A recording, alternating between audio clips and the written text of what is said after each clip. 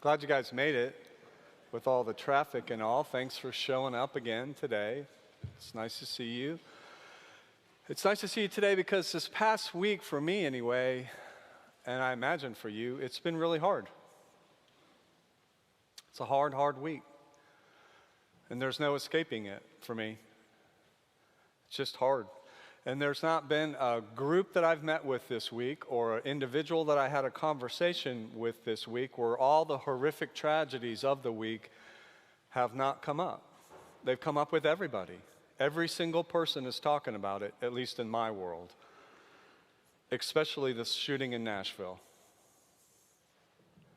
I mean, another mass shooting.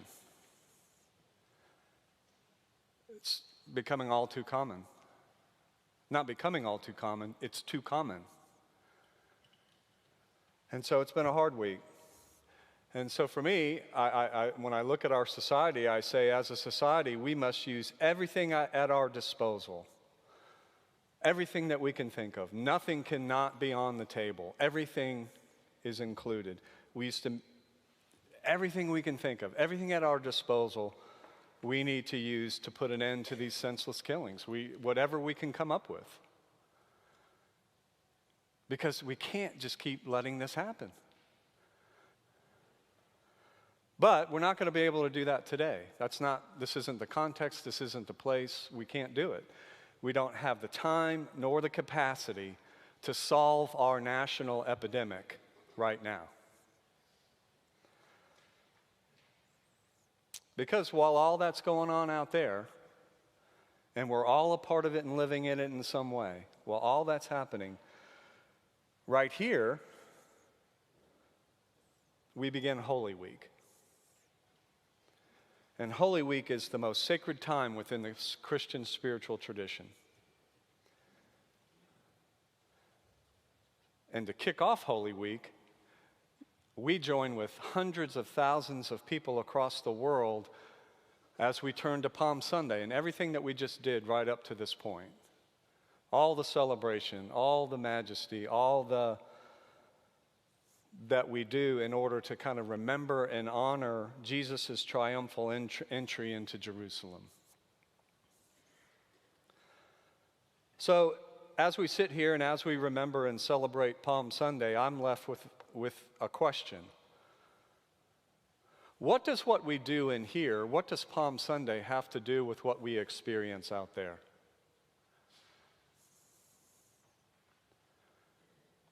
And I'm not asking this question to try to fix anything, but to give each of us an opportunity to reflect on this.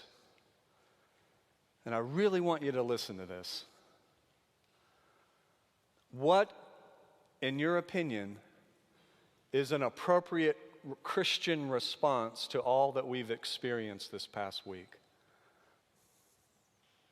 What's an appropriate Christian response to you?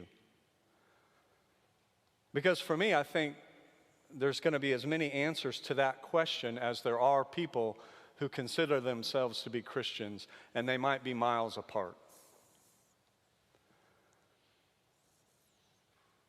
So all I can think to do with you for this time is to share with you, as a fellow human being and as a fellow Christian,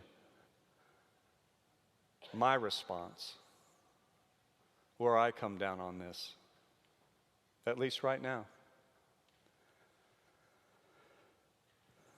So, I did a lot of Bible studies this past week. By a lot, I mean I think like one every day. And I was in one of the groups, and it was on Tuesday, and we were talking about the Nashville shooting. And everybody shared where they were and how they felt, and the pain in the group was palpable. It just hung there in the air. You could feel it. At least I could feel it. It was a tender and a terrible moment as people shared from the depths of their being as best as they could, their experience of the week. And then somebody said, you know, Jesus asked us to do only one thing. Jesus asks us to do only one thing. Jesus asked us to love. Jesus asked us to love. And I thought to myself as she was saying it, I thought, yeah, that's right. But how do I do that? How do we love in times like these? And that question I grappled with it all week long. It just stayed with me from Tuesday to Friday to, oh man, it was just inside of me. You ever have that? It's just inside of me, kicking around, would not let me go. I couldn't duck it. I couldn't pretend like it wasn't there. And I tried. How do we love in times like these? And then it hit me. The first step in me loving others, or in we loving others, the first step is that we must receive love first. We must receive love first. That is, if I am to love, I have to experience myself as loved. If I am to love, I have to experience myself as loved first. John and I were talking about this, and he said something I think that really crystallizes it, really powerful. He said, yeah, you can't give away what you don't have. So if I'm going to love, I have to believe, and not just believe, but in the pit of my being, experience that I'm loved. And then I've got a shot. And I think this is true for Jesus too. I think it includes Jesus, especially in our story today. Because for me, Jesus would not have gotten on the donkey of Palm Sunday, if he had not experienced himself as loved first. If he didn't experience God's love first, he would not have gotten on the donkey. In fact, you see, the thing I believe is that all that Jesus did, everything that Jesus did, all his generosity, all his kindness, all his peace, all of his willingness to accept those different from him, all of his love, all of his life stems from his experience of being loved by the God he called Father. It all comes from the love of God. And then everything else comes after that. You see, Jesus' love is God's love flowing through him. And that love won't flow through him if he doesn't believe he's loved and worthy of the love. So in my opinion, Jesus knew that he was loved. How about you? How about you? Do you know that you're loved? Not theoretically, but in the pit of your being? Do you know you're loved?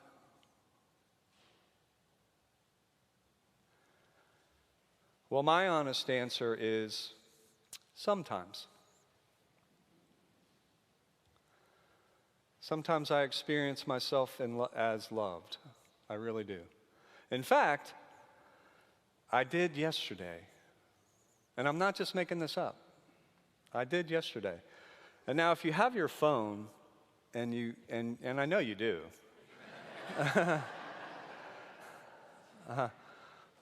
pull it out and hit your QR code.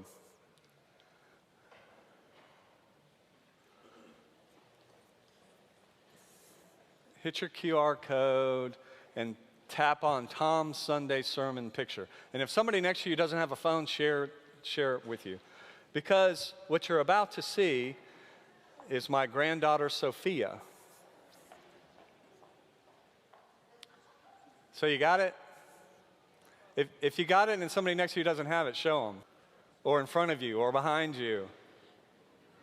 Make them see it. They have to see my granddaughter.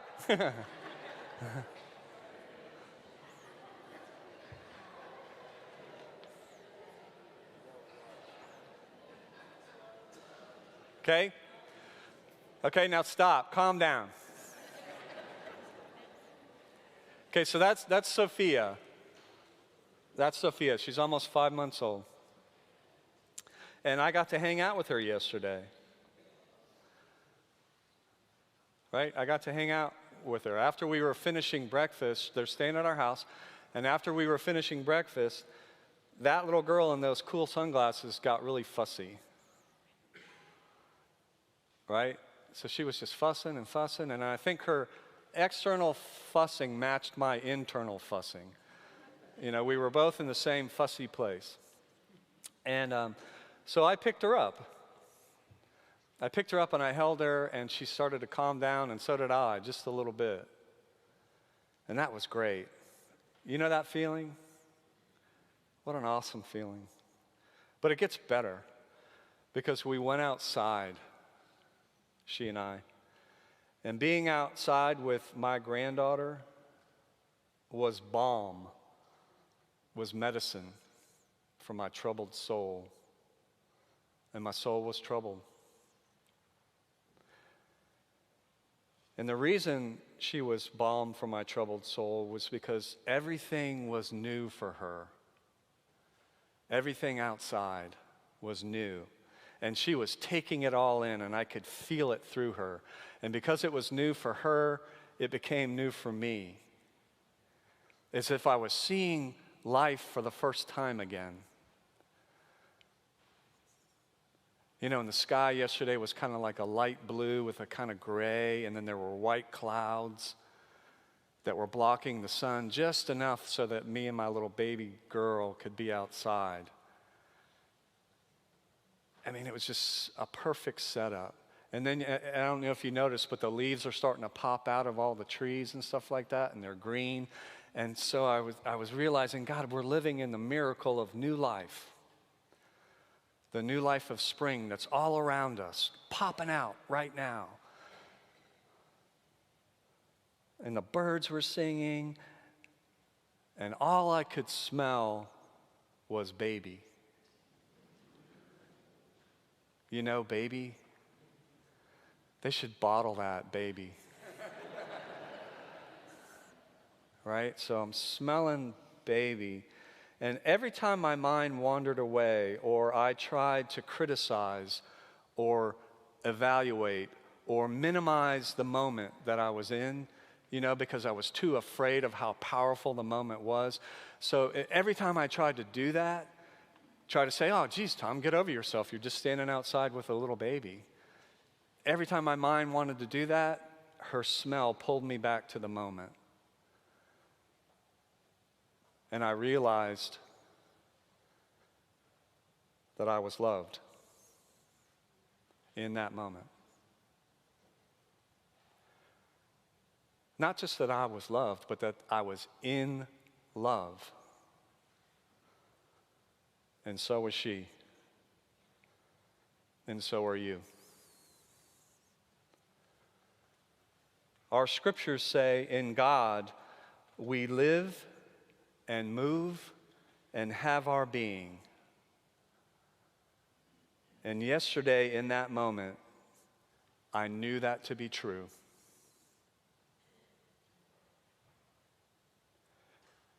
Nobody had to convince me. And as I stood there and holding her, experiencing this powerful, powerful love, I thought that if someone told me that came up to me out of the blue and said, you can have an all-expense-paid vacation to anywhere you want in the world, but you have to leave right now, I would have said, no, thank you. I'm good right here in this love.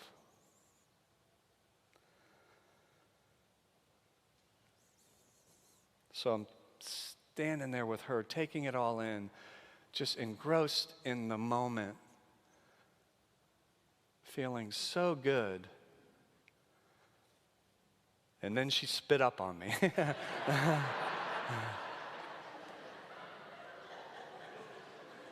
That's what babies do, right? She spit up on me, and so much for the baby smell. Don't bottle that. Yeah, right. But it didn't matter. It didn't matter. We were still surrounded by the love of God. We were still in love. Spit up and all.